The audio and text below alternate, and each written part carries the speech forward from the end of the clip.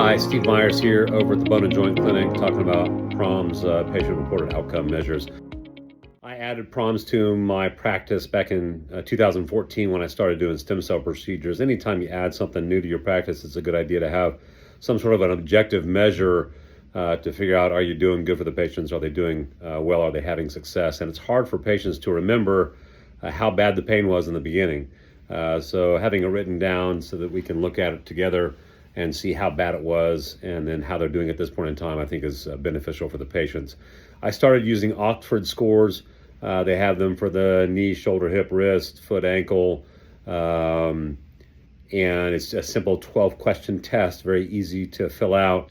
I added to the form a visual analog scale. I wanted something that was on a single piece of paper, easier for the patient to fill out.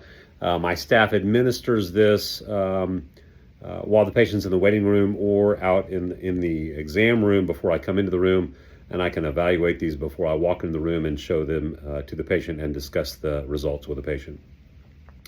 As I started to get into working on publication data for regenerative medicine, I switched from using the Oxford score for the knee to WOMAC, as it's more accepted, more reliable, more respected questionnaire than the Oxford.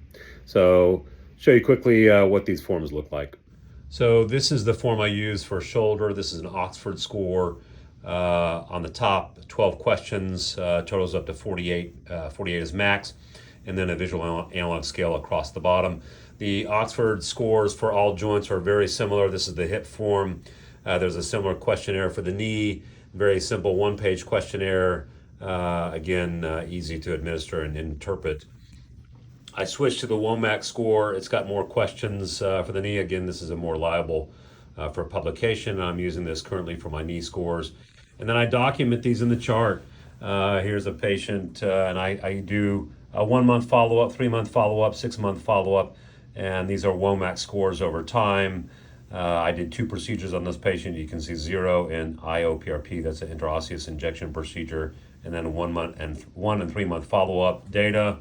And here's a shoulder with 1 and 3-month follow-up data on the patient. So it's easily done in the chart. I just have my scribe put this data in, and I follow it over time. Hope it helps.